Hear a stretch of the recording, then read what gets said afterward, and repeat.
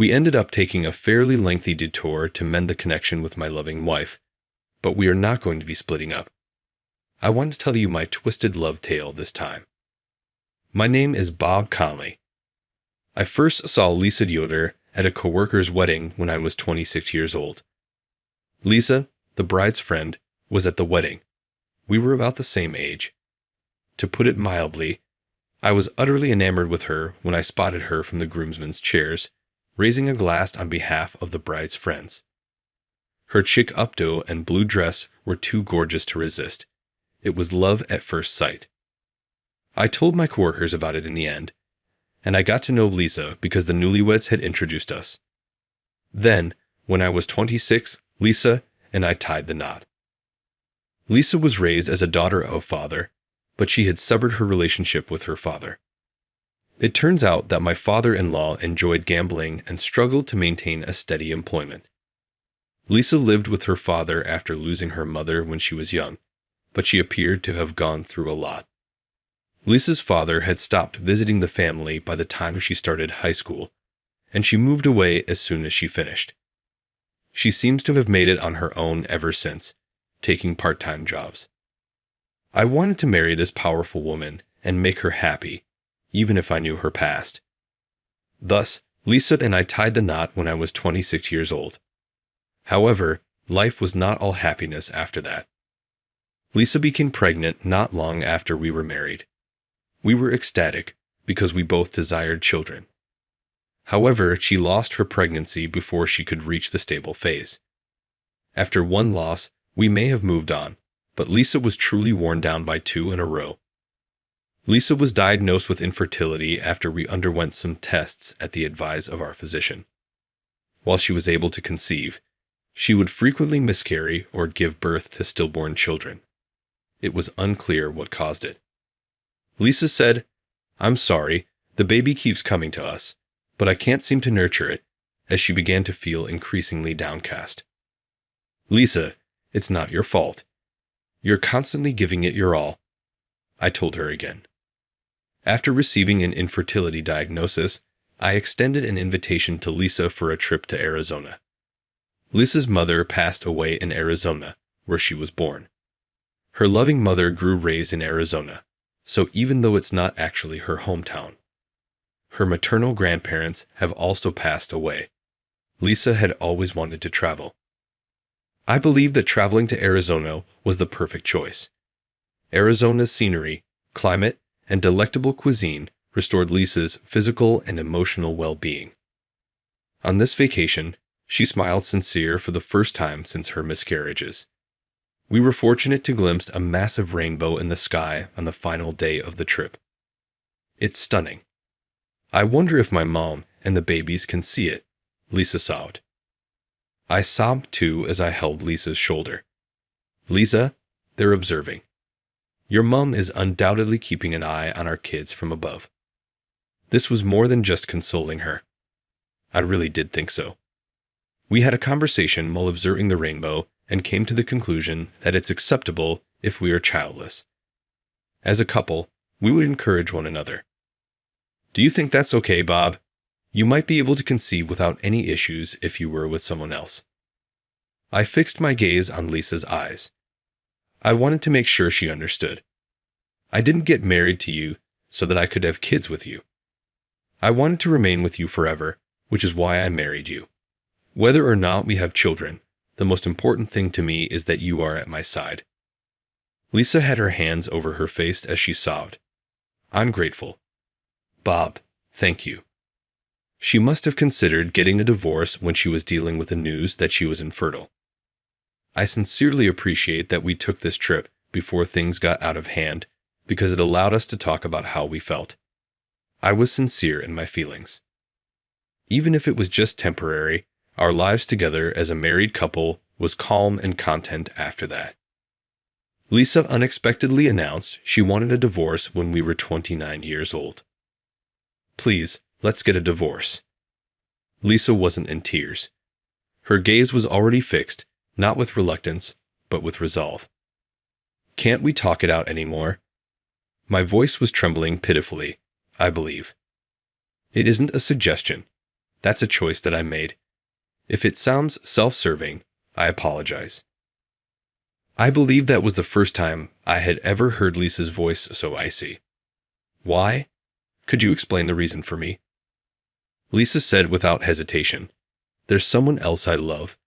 In response to my question, "I can't stay with you any longer for his sake." That was the first time she had called me you.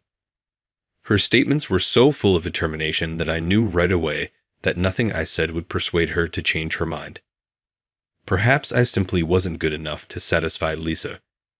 Or maybe she was reminded of our miscarriages by my presence. Or perhaps I had a lot of excuses in mind, but they were all just excuses for me to avoid facing reality. That's all there is to it. Lisa loves someone else now, and I had to come to terms with that. I understand. Lisa inclined her head when I stated it. She apologized while lowering her head for a considerable amount of time. "I'd appreciate everything that you have done. Sincerely, I'm grateful." I didn't answer her. I didn't want to hear thank you in the event that she left for another man or that we were divorcing. I couldn't stand to be angry if that was what she said in the end. Despite everything, I was unable to consider Lisa to be a bad lady. In my heart, Lisa has always been my loving, devoted, and lovely wife. The following day, Lisa signed the divorce papers and departed from the residence. I wanted to know whether she truly went to that man and if she could move on so fast, but there was no way of knowing. I inquired about any updates from Lisa with the bride and groom of the wedding that preceded our meeting, but they provided no information. Nobody was aware of Lisa's whereabouts. Lisa didn't pick up her phone and had quit her part-time work. I had no idea where Lisa had disappeared to the day after the divorce. Though I forced myself to think that Lisa is most likely content with the man she loves, I couldn't help but feel depressed. I therefore lost myself in my task. My colleagues were concerned that I was working too much, but I could only forget about Lisa when I was at work. My supervisor even asked me to go on a blind date. "Since the divorce, you haven't been the same person, have you? You never know. You might feel better if you meet someone new." The blind date was not a success. The woman expressed her want to reconnect, but I was unable to envision a future together. Lisa was the lady I wanted at my side. That's all I could think of. I knew it was pitiful, but I felt powerless over these emotions. I visited Lisa's mother's hometown of Arizona on business approximately 5 years after the divorce. After our miscarriage, Lisa and I made our first trip there. After the work trip, I made the decision to take some time off and approach it as a journey through sadness. I had made the decision to take a final trip down memory lane and move on from Lisa since 5 years had already passed. After completing my employment in Arizona, I departed and went on vacation. I wandered aimlessly around the sites Lisa and I had gone. When we went as a pair, I thought we had a terrific time, but when I was by myself, everything seemed cheesy and uninteresting. I therefore found myself pondering what we had eaten at the little neighborhood diner that we had gone to. As I walked into the diner, I heard a cheery welcome. I was staring at the waitress as I recognized the voice all too well. Lisa. Yes, Lisa was the waitress. She had shed a few pounds and her hair had grown out, but she was still clearly Lisa. Lisa appeared to recognize me as well, showing shock and disbelief. The proprietor of the restaurant questioned if we knew each other after observing our emotions. Upon disclosing my status as Lisa's ex-husband, the proprietor kindly allowed Lisa to take a break. I warily stared at Lisa since I was concerned that she could find it bothersome, as it was a true coincidence to see her. Lisa appeared perplexed as well, but I believed that this chance meeting could be destiny. I said to her, "Do you want to talk outside for a bit?" As a result, I was ready to be rejected, but Lisa accepted to come along. After a time of silent strolling, it began to rain, so we hurried inside a park pavilion. I saw it at that point. I saw our wedding ring hanging from Lisa's necklace as she dabbed at her rain-soaked neck with a handkerchief. That? Huh. Pointing to Lisa's necklace, I said, That is our wedding ring, that is. The option that we jointly selected. Why are you wearing it as a necklace when you claim to have met someone else? Lisa covered her jewelry with her palm, caught off surprise, but it was too late. Lisa's left hand was free of any rings. Why was she still in Arizona if she hadn't remarried? Perhaps there was a reason for our split that I was unaware of. That was my thought process. Ultimately, if she was content with someone else, would she have shed so much weight? Despite my desire for Lisa to be happy, I accepted the divorce, but Lisa didn't appear happy at all after leaving me. Is there something, Lisa, that you haven't told me? For the previous 5 years, I wanted to forget about you, but I couldn't. I'm revisiting Arizona for that reason. But this isn't how I can return to New York. Why do you still treasure the ring so much? Was finding someone else the true cause of our divorce? Kindly let me know. I ask you to please. Lisa remained silent for a time after I bowed my head. But at last, she started talking, maybe realizing that I wasn't going to back down. The truth is, I got a call from my father. After our marriage, Lisa hadn't disclosed her residence to her divorced father. But my father-in-law was able to locate her and had reportedly given her a call. He begged Lisa for a loan because he had accumulated debt and lost a lot of money gambling. Naturally, Lisa declined him, but over time, their communication grew more frequent, and it appeared that calls were beginning to arrive at her office. Not only was her father making these calls, but unidentified persons also claimed to have given him money. It seems that Lisa's father even made threats. He threatened to bring it up with her spouse if she didn't stop denying. I was not aware of this. Why did you not approach me? Nothing took place. You had to have been afraid.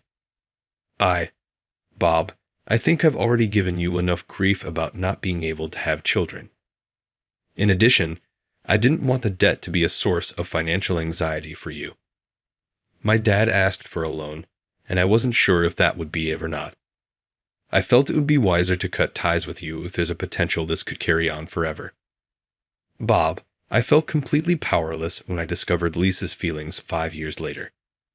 Lisa must have been devastated by her father's constant communication. I wasn't even aware that I was living day to day at the time. Lisa decided to get a divorce, keeping me in mind. It makes me loathe myself to feel like I've just ever terrified and worried you, Lisa. Do things remain the same as they were? Did your father still give you calls?